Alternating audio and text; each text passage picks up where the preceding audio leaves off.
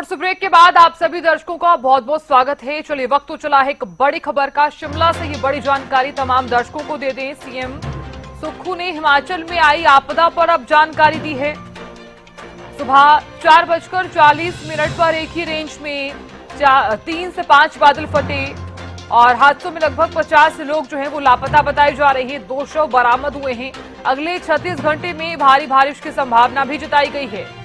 सभी deputy commissioner को निर्देश दे दिए गए हैं। सीएम सुक्खू की तरफ से ये जानकारी सामने आई है। सुबह 4:40 पर एक ही रेंज में 3 से 5 बादल फटे।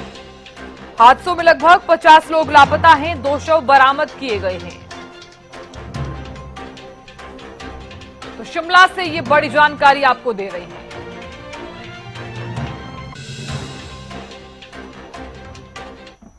और तस्वीरें भी साझा कर रहे हैं।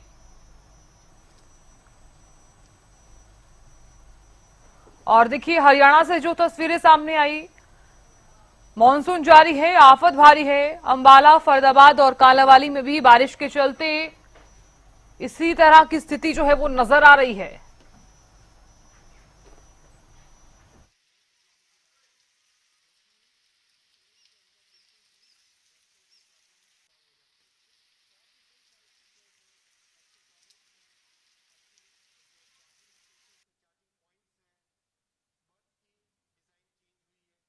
धर्मशाला, शिमला, तो देखिए बादल फटने से तबाही मची। उफान पर ब्यास नदी और इधर धर्मशाला में भी देखिए जिस तरह की तस्वीरें सामने आई हैं। और इधर शिमला में भी बादल फटा और इसके चलते रेस्क्यू ऑपरेशन भी जारी है। मूसलाधार बरसात हो रही है धर्मशाला में। तो सीएम सुक्खू ने हिमाचल में आई आपदा पर जानकारी भी दी है। और इस दौरान हिमाचल में आई जो आपदा है उसकी तस्वीरें जो है वो आप तक हम साझा कर रहे हैं। तो हिमाचल के सीएम सुक्खू ने ये जानकारी दी है। सुखविंदर सिंह सुक्खू ने आपदा पर जानकारी देते हुए और साथ ही ये भी बताया है कि कहां कहां बादल फटा, कहां कहां पर उफान पर ब्यास नदी है और इधर धर्मशाला और शिमला में क्या कुछ हालात हैं।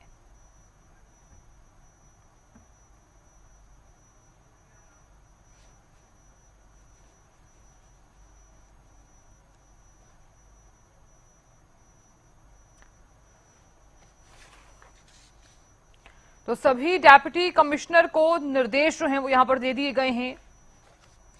जो जानकारी सामने आई है उसके हिसाब से अगर हम बात करें तो सुबह 4:40 पर एक ही रेंज में 3 से 5 बादल फटे। हादसों में लगभग 50 लोग जो हैं वो लापता बताए जा रहे हैं। 2 शव बरामद भी किए गए हैं। अगले 36 घंटों में भारी बारिश की संभावना भी जताई गई है। तो ये जो जानकारी है वो हिमाचल के सीएम सुक्खू की तरफ से दी गई है। नहीं, अभी हमारी पूरी हाई पावर मीटिंग हुई है। रात को क्लाउड बस्ट हुआ, कोई सुबह का समय था 4:40 के करीब एक ही रेंज में 3 से 5 तक क्लाउड बस्ट हुए। उस स्थिति में तकरीबन 50 के लोग करीब मिसिंग है। 2 डेड बॉडी रिकवर कर ली है और अभी पूरी जानकारी ले रहे हैं। अगले 36 घंटों में भी यहाँ अत्यधिक बारिश होने की संभावना है। सभी डिप्टी कमिश्नरों को आदेश दे दिए गए हैं। सब घटना स्थल पर डिप्टी कमिश्नर पहुंच गए हैं। एसडीआरएफ की टीम पहुंच गई है, एनडीआरएफ की टीम पहुंच गई है।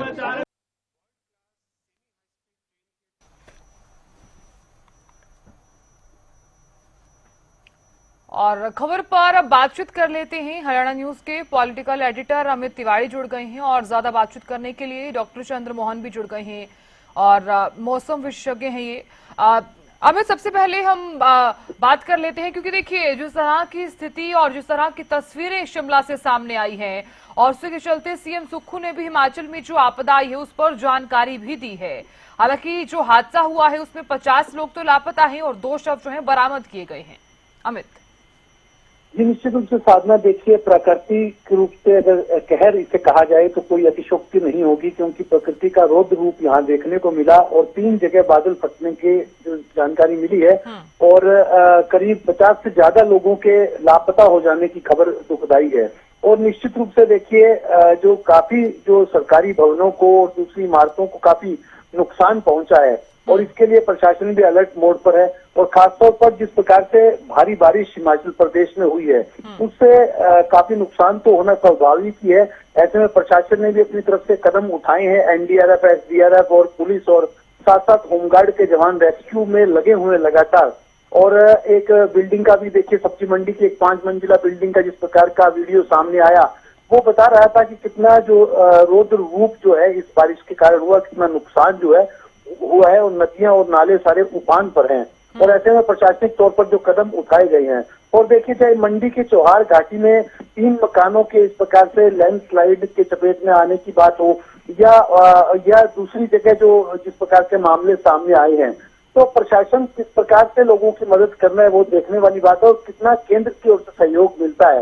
क्योंकि सीएम सुक्खू की ओर से भी गृह मंत्री अमित शाह से बात की गई है, उनसे भी एनडीआरएफ की अतिरिक्त जो टीमें मांगी गई हैं और साथ साथ पूरे जो ब्यौरा उन्हें भी दिया गया है। अब देखने वाली बात है कि केंद्र सरकार इस पे क्या कदम उठाती है। साथ साथ एडवाइजरी भी जारी की गई है कि नदी नालों के तरफ जो है लोग ज्यादा ना जाएं और अभी भी खतरा बरकरार है, क्योंकि 36 घंटे में भारी बारिश की जो संभावना जताई जा रही है। जी ठीक है अमित, आप बने रहिए। डॉक्टर चंद्र मोहन भी लगातार बने हुए हैं।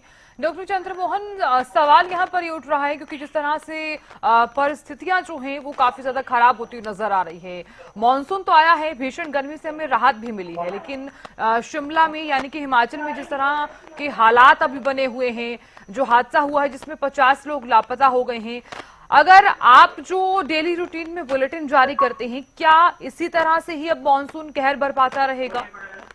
जी बिल्कुल देखिए, काफी दिनों से हमारे हरियाणा, एनसीआर, दिल्ली पर मानसून कमजोर बना हुआ था, परंतु जैसे ही monsoon trough Haryana, NCR, Delhi और पश्चिमी भारत पर पहुंची और साथ ही एक वेस्टर्न डिस्टेंस भी सक्रिय हुआ, जिसकी वजह से चक्रवातीय सर्कुलेशन पर्वतीय क्षेत्रों पर बना और जो मानसून ट्रफ थी वो भारत के बिल्कुल मध्य से गुजरी, तो जिसकी वजह से तेज गति की बारिश की गतिविधियों को देखने को मिला और जो पर्वतीय क्षेत्र है वहां पर भी बादल फटने जैसी जो घटनाएं सामने आई हैं। तो इस प्रकार का जब मौसमी प्रणालियां का मिलन होता है तो इस प्रकार की बारिश और बादल फटने की घटनाएं आम बात है और इसके लिए मौसम विभाग ने लगातार ऑरेंज अलर्ट जारी किया हुआ था और खासकर 31 और 1 तारीख के लिए ऑरेंज अलर्ट पहले से ही मतलब बार बार जारी किया हुआ था और हिदायत भी दी थी कि इस दौरान पर्वतीय क्षेत्रों पर पर्यटक जो स्थलीय क्षेत्रों के या मैदानी क्षेत्रों के जो पर्यटक ऊपर जाते हैं उनके लिए मनाही थी। तो इस प्रकार की घटनाएं प्राकृतिक आपदा ही मान सकते हैं हम, और इस प्रकार के जब मौसमी प्रणालियों का मिलन होता है तो इस प्रकार की घटनाएं घटती हैं। बिल्कुल। डॉक्टर चंद्र मोहन, अगर हिमाचल और या फिर यूं कहें कि जिस तरह से देखिए पहाड़ी इलाकों में इसी तरह का मौसम देखने को मिल रहा है, आपने भी जानकारी दी है कि पहले से ही चेतावनी जारी कर दी गई थी, तो क्या जो पहाड़ी इलाकों के चलते जो चीजें हैं, क्या हरियाणा में भी ऐसी गतिविधियां नजर आएंगी? बिल्कुल देखिए, अगर हम कल की बात करें, हरियाणा के ज्यादातर जिलों पर अच्छी बारिश देखने को मिली। साथ में एनसीआर के जो चारों तरफ के जो भी जिले हैं उन पर भी कल शाम से ही बारिश की गतिविधियां देखने को मिली और इस प्रकार की जो मतलब काफी भारी बारिश आई तो उसकी वजह से आम जन को परेशानी का सामना भी करना पड़ा।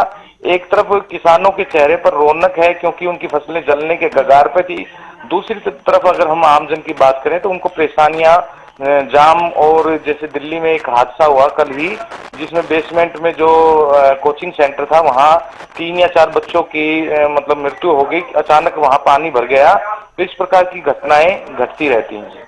बिल्कुल। ठीक है डॉक्टर चंद्रमोहन, मैं लौटूंगी आपके पास। अमित हमारे वरिष्ठ संवाददाता और पॉलिटिकल एडिटर लगातार बने हुए हैं। अमित देखिए, हरियाणा में भी इसका जो असर है वो खास तौर पर देखने को मिल रहा है, चाहे कोई भी इलाका हो, सिरसा हो, फतेहाबाद हो, हिसार हो, तमाम जगहों पर तेज बरसात हो रही है और लोग भी इस खामियाजा जो है वो भुगत रहे हैं, लोग परेशान भी हो रहे हैं। तो क्या उस एरिया में किसानों को भी परेशानी हो रही है? इसके चलते फसलों पर कितना असर देखने को मिल रहा है? देखिए साधना, सबसे महत्वपूर्ण है कि मानसून है तो बरसात तो आएगी। हाँ। जिस प्रकार से डॉक्टर चंद्रमोहन भी ये हमारे से जानकारी साझा कर रहे थे कि कैसा मानसून रहना है और क्या कुछ परिस्थितियां बनेंगी, तो ऐसे में अभी भारी बारिश की चेतावनी लगातार जो है वो मौसम वैज्ञानिकों की ओर से, मौसम विभाग की ओर से दी जा रही है। तो ऐसे में देखिए हालात तो गड़बड़ हो जाते हैं, क्योंकि एक साथ जब पानी बरसता है तो उसके निकास का प्रॉपर प्रबंध नहीं होता, सही तरह से समुचित जो है वो नालों की सफाई नहीं होती, सीवरेज की सफाई नहीं होती, तो कुछ दिक्कतें बढ़ती हैं।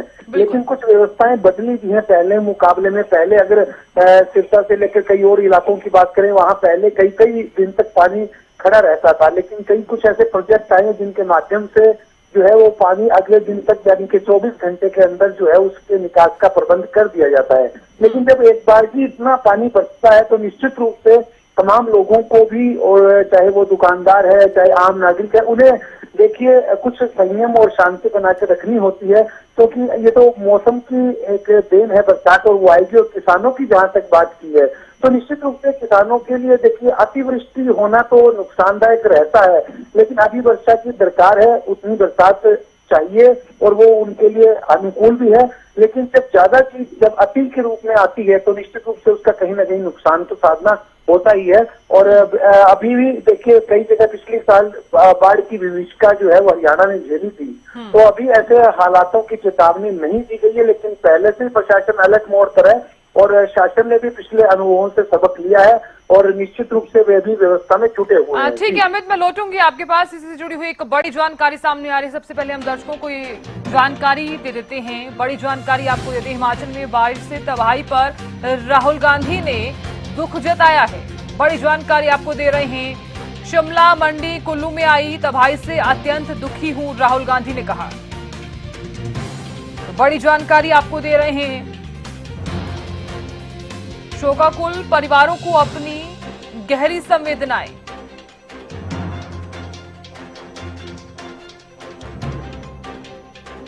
तो हिमाचल प्रदेश के सीएम से मैंने हालात को लेकर बात की है। राहुल गांधी ने ये तमाम बातों का जिक्र किया है। देखिए जो आपदा आई है हिमाचल में, उसके बाद राहुल गांधी ने ट्वीट करते हुए इन बातों का जिक्र किया है। लापता लोगों की जल्द से जल्द खोज की आशा कर रहा हूं। हिमाचल में बरसात के चलते तबाही हुई, जिसके चलते आपदा पर हालांकि सीएम सुक्खू ने जानकारी भी दी है। जो ट्वीट किया गया है राहुल गांधी की तरफ से, उसकी तस्वीर भी आप तक हम साझा कर रहे हैं। शिमला, मंडी, कुल्लू में बादल फटने, भारी बरसात से कई लोगों की मृत्यु, लापता होने का समाचार अत्यंत दुखद है। इस कठिन घड़ी में सभी शोकाकुल परिवारों को गहरी संवेदनाएं व्यक्त करता हूं। हिमाचल प्रदेश के मुख्यमंत्री सुखविंदर सिंह सुक्खू जी से बात कर इस विषम परिस्थिति का जायजा लिया गया है। उन्होंने बताया कि वो स्वयं इन घटना स्थलों पर जा रहे हैं। इस दौरान एनडीआरएफ, एसडीआरएफ और प्रदेश प्रशासन ने संकट की घड़ी में राहत और बचाव कार्यों में प्रतिबद्धता के साथ लगातार सम्मिलित है। ये ट्वीट राहुल गांधी की तरफ से सामने आया है। हमारे गेस्ट भी लगातार बने हुए हैं। अमित, लगातार हम बात कर रहे थे इसी विषय पर, अब राहुल गांधी का ये ट्वीट भी सामने आ गया है। क्योंकि जो आपदा आई है हिमाचल में, उसके बाद इस ट्वीट जो है वो हम दर्शकों को दिखा रहे थे और जिन बातों का जिक्र राहुल गांधी ने किया है, किस तरह से आप देख रहे हैं इसे? निश्चित रूप से साधना, देखिए नेता प्रतिपक्ष राहुल गांधी हैं और वो जो मौजूदा सरकार है वो कांग्रेस की है, तो उन्होंने एक तरह से इस हादसे को लेकर, इस प्राकृतिक आपदा को लेकर संवेदनाएं भी जताई हैं और साथ साथ सरकार के जो उपाय चल रहे हैं, जो प्रशासनिक तौर पर, शासकीय तौर पर जो प्रबंध किए जा रहे हैं, बचाव के लिए रेस्क्यू ऑपरेशन चलाए रहे हैं, उनके लिए भी उन्होंने अपने शब्द कहे हैं। तो निश्चित रूप से ऐसे मौके पर एक ट्वीट के माध्यम से अपनी बात उन्होंने रखी है। और साथ साथ देखिए ऐसे मौकों पर जब प्राकृतिक तौर पर आपदाएं आती है तो निश्चित रूप से संवेदनाएं जताई जा सकती है और जो रेस्क्यू ऑपरेशन किए जा सकते हैं वो ही किए जा सकते हैं। उसके अलावा प्रकृति पर जोर किसी का चलता नहीं है, तो राहुल गांधी ने अपने एक नैतिक दायित्व की पूर्ति यहाँ की है। जी बिल्कुल अमित। डॉक्टर चंद्र मोहन, देखिए आपदा जो है वो हिमाचल में आई है और जिसके चलते अब नेता प्रतिपक्ष राहुल गांधी ने भी ट्वीट कर दिया है। डॉक्टर चंद्र मोहन, आपसे मैं ये जानकारी चाहती हूँ और मेरा सवाल आपसे ये है कि ये जो स्थिति बनी हुई है, ये जो आपदा आई है, क्या इसी तरह का मौसम आगे भी बना रहेगा? राहत कब महसूस करेंगे लोग? बिल्कुल, देखिए इस प्रकार की जो घटनाएं हैं प्रति बरस देखने को आ रही हैं।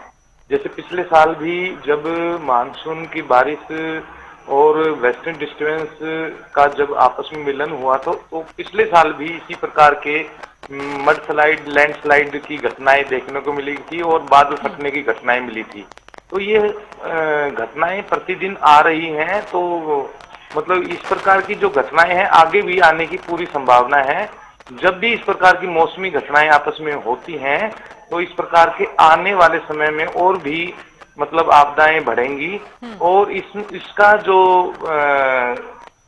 खामियाजा आम जन को भी भुगतना पड़ रहा है, क्योंकि प्रकृति का ज्यादा से ज्यादा शोषण हो रहा है, ज्यादा से ज्यादा उसके साथ अमानवीय व्यवहार किया जा रहा है। तो कहीं ना कहीं प्रकृति भी अपना कहीं ना कहीं मानव पर अपना दुष्प्रभाव जरूर डालती है। तो क्योंकि लगातार वनों को काटा जा रहा है, लगातार खनन का काम किया जा रहा है, लगातार पर्वतीय क्षेत्रों पर मानव का हस्तक्षेप ज्यादा बढ़ रहा है। तो इस प्रकार के जो पहले भी बादल फटते थे, पहले भी इस प्रकार की होती थी, परंतु इतना जन माल की हानि कम होती थी, परंतु अब मानवीय जो कार्य हैं वो ज्यादा बढ़ गए इस प्रकार के। तो इस प्रकार की जो घटनाएं हैं उसमें एक्सीलेटर का काम करते हैं। तो ये एक प्रकार की वैसे तो प्राकृतिक घटनाएं हैं, परंतु इसमें मानव का भी कहीं ना कहीं मानवीय जो उसके कृत्य हैं उनका जरूर हाथ है। चलिए डॉक्टर चंद्र मोहन, बहुत बहुत शुक्रिया बातचीत करने के लिए और वक्त देने के लिए। अमित, आपका भी बहुत बहुत शुक्रिया बातचीत करने के लिए।